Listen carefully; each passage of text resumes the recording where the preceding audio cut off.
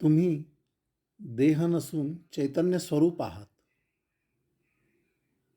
प्रश्नकर्ता: आम्हाला आमची खरी ओळख कशी होईल?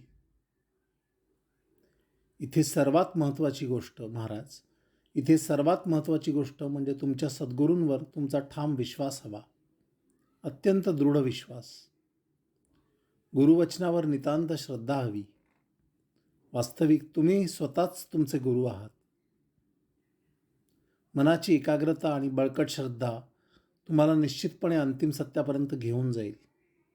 गुरुवचनावर ठाम विश्वास ही अत्यंत महत्त्वाची गोष्ट आहे. ऐकलेले ज्ञान तुमच्यामध्ये मुरण्यासाठी हा एकमेव मार्ग आहे. बऱ्याच वेळा मी पाहतो लोक गुरु बदलतात, आज हा गुरु उद्या तो गुरु, असं होता कामा नये.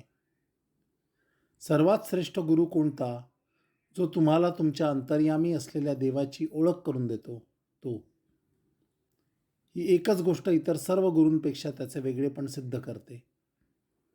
एकदा का त्या अंतिम सत्याविषयी तुमची पूर्णतः खात्री पटली की सातत्याने त्याचा पाठपुरावा केला पाहिजे, परंतु असं होत नाही. इथे बसल्यावर तुम्ही सर्व काही ठीक आहे म्हणता, परंतु एकदा का इथून बाहेर पडलात की काही ना काही प्रलोभने शिरकाव करण्यासाठी उभी असतात आणि तुम्ही त्यांना बळी पडता. आपल्या मनाला आपणच शिस्त लावणे आवश्यक आहे. मनाने अतिशय खंबीर राहा, सतर्क राहा. आत्मज्ञान ठसण्यासाठी, ते मुरण्यासाठी अढळ निश्चय पाहिजे, धैर्य पाहिजे, डळमळीतपणा कामाचा नाही. अध्यात्मज्ञानाचा हा वृक्ष वाढण्यासाठी बराच काळ जावा लागतो, परंतु तोडला जाण्यासाठी काही क्षणांचा अवधी पुरेसा असतो.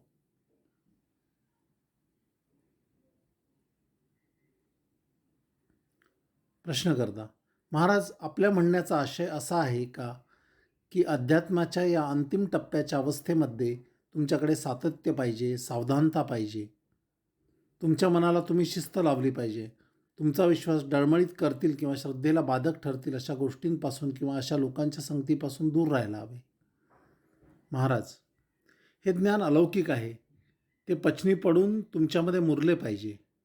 अंतिम सत्याचे बीजारोपण तुमच्यामध्ये झालेले आहे. आता उत्तम खतपाणी घालून त्याला वाढवणे, त्याची काळजी घेणे तुमच्या हातात आहे. तुम्ही एखादे रोप लावले की त्याला खतपाण्याची आवश्यकता असते. इथे अध्यात्मामध्ये त्यासाठी ध्यान आणि भक्तीची आवश्यकता आहे. मी तुम्हाला ज्ञानामृताचे रूप दिलेले आहे. त्याची नीट काळजी घ्या. त्याला व्यवस्थित खतपाणी मिळाले नाही तर ते मरून जाईल. तेव्हा नीट काळजी घ्या. योग्य रीतीने जोपासना केली तर तो ज्ञानवृक्ष फळांनी लगडून जाईल. जर भरपूर काळजी घेतली तर तुम्हाला उत्तम फळे मिळतील. ध्यान आणि भजन यात सातत्य पाहिजे. भजनाच्या माध्यमातून, त्या स्पंदनांमधून तुम्हाला एक प्रकारची ऊर्जा मिळते. त्यामुळे त्यातून त्या अनोळख्याची ओळख होते. आतापर्यंत तुम्हाला अज्ञात असलेले, तुमच्यात उपजत असलेले ते चैतन्य आविष्कृत होते, उघड होते. भजनातील भाव, भजनाचे सूर तुम्हाला त्या चैतन्याजवळ नेतात. थोडक्यात ती अनोळख्याची ओळख आहे. ही तुमची स्वतःची खरी ओळख आहे. हे सत्य तुम्हाला उघड होते. आता तुम्हाला वास्तव काय आहे याची खात्री झाली. त्यामुळे बाह्य जगातील घडामोडींकडे तुम्ही तटस्थपणे, अलिप्तपणे पाहणार. यापुढे तुम्ही देहबुद्धीचा वापर कराल, परंतु तुम्हाला सत्य काय हे समजलेले आहे आणि ते तुम्ही निश्शंकपणे स्वीकारलेले आहे. तुमचा पाया आता मजबूत झाला आहे. देहबुद्धीवर आधारलेल्या चंचल, अस्थिर, माईक कल्पना जाऊन आता तुम्ही ओळखलेले अंतिम सत्य हेच तुमचे अधिष्ठान झाले आहे.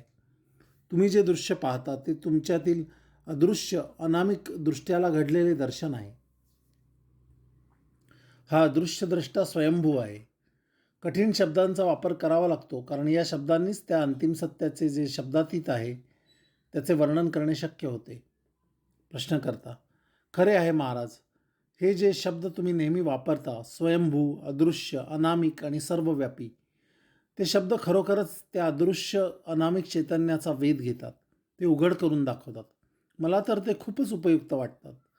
मनाला त्याचे सहजपणे आकलन होत नाही, परंतु मनाला निशस्त्र करतात. आवडत्या कल्पनांच्या आणि विचारांच्या मागे धावणाऱ्या मनाला ते निश्चितच आवर घालतात. महाराज, अंतिम सत्याचे दर्शन झाल्यावर आपोआप सर्व कल्पनांचा निराश होतो. इथे येण्यापूर्वी तुम्ही मायेने ग्रासलेले होता. स्वतःला एक व्यक्ती म्हणून ओळखत होता. अनेक भ्रामक समस्या तुम्हाला भेडसावत होत्या. आता सगळे चित्र बदललेले आहे. तेव्हा स्वस्थ व्हा, शांत व्हा, निरतिशय शांततेने राहा. तुमचा प्रवास आता संपला आहे. यापेक्षा आणखी काही वेगळ्या ज्ञानाची आता तुम्हाला गरज नाही. तुमचे अस्तित्व, तुमचा आहेपणा हेच आत्मज्ञानाचे मूर्त रूप आहे. तुम्ही स्वतः ज्ञानस्वरूप आहात. तुम्हीच तुमचे गुरु आहात. वास्तव काय आहे हे तुम्ही आता जाणता. तुम्हाला आता कळले आहे की तुम्हीच ते अंतिम सत्य आहात. निसर्गदत्त महाराजांना एकदा एका शिष्याने विचारले, महाराज, मी दररोज तोच सूर्य, तीच माणसे, तेच जग पाहतो. महाराज म्हणाले, रोज तू आधी स्वतःला पाहतोस, नंतर जग पाहतो. तुमची खरी ओळख तुम्हाला पटली आहे. आता तुम्ही एक व्यक्ती म्हणून स्वतःची ओळख विसरून गेला आहात. तेव्हा एक पाहणारा, एक जाणणारा ही ओळखही संपुष्टात आली. आता त्या ओळखीचे कार्य संपले. दैनंदिन व्यवहाराकरता त्या सर्व गोष्टी उपयोगी होत्या. अंतिम सत्य काय ते एकदा कळले म्हणजे सर्व कल्पनांचा निराश होतो. कळतेपणापूर्वी, आहेपणापूर्वी तुम्ही कसे होता आणि हा कळतेपणा, आहेपणा संपल्यानंतर तुम्ही कसे असणार याचे आकलन या अध्यात्मज्ञानामुळे होते. तुमची अनामिक ओळख अध्यात्मज्ञानामुळे ओळखीत आली. या ज्ञानाच्या योगाने तुमच्या मनातील सर्व भ्रामक कल्पना, निरर्थक विचारांचे काहूर, मृत्यूचे भय या सगळ्यांचा शेवट झाला. तुम्ही देह नसून चैतन्य स्वरूप आहात हा निश्चय दृढ झाला. याचाच अर्थ तुमची वाटचाल प्रगतीपथावर आहे. आता या ज्ञानाची सुद्धा आवश्यकता नाही. त्याच्याशी तुमचे देणे घेणे उरले नाही. त्या अंतिम सत्याप्रत तुम्हाला नेण्यापुरताच त्या ज्ञानाचा उपयोग होता. आता तो उपयोगही संपला. प्रश्नकर्ता, अंतिम सत्य एकदा समजले की त्यानंतर सतर्कतेची आवश्यकता आहे का? महाराज, तुमची आत्मस्थिती एकदा निश्चयाची झाली, ते ज्ञान तुमच्यामध्ये मुरले की त्याची आवश्यकता नाही, बिलकुल नाही. सतर्क कोण राहणार? सावधानता कोण ठेवणार? सतर्कता कोणाची? अजूनही तुम्ही जर स्वतःला देहरूपानेच ओळखत असाल, स्वतःला देहरूपानेच मानत असाल, तर मग या सगळ्यांची गरज आहे. तुमच्या सावधानतेची, तुमच्या सतर्कतेची, किंबहुना सतर्कता, सावधानता या सर्व शब्दांचे काही कामच उरले नाही आता. तुमचे विचार आता निर्विचार झाले. आता विचारांना थारा नाही, कारण विचार करणाराच उरला नाही. आता त्याचा असणेपणा हा निराकार आहे, अदृश्य आहे, अनामिक आहे. या अनामिक अदृश्य ओळखीलाच तुम्ही गुरु, ईश्वर, ब्रह्म हे नाव देता. केवळ समजण्यासाठी, केवळ ओळखीसाठी. अतिशय दुर्मिळ असे हे ज्ञान आहे. पुस्तकी ज्ञान नाही, हे निखळ ज्ञान आहे, स्वयंभू ज्ञान आहे. स्वरहित स्व या ग्रंथातील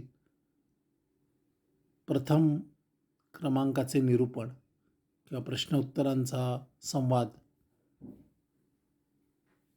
जय सद्गुरू. राजाधिराज सद्गुरुनाथ रमाकांत महाराज की जय. राजाधिराज सद्गुरुनाथ श्री निसर्गदत्त महाराज की जय. राजाधिराज सद्गुरुनाथ श्री सिद्धरामेश्वर महाराज की जय. राजाधिराज सद्गुरुनाथ श्री भाऊसाहेब महाराज की जय. राजाधिराज सद्गुरुनाथ श्री गुरुलिंग जंगम महाराज की जय.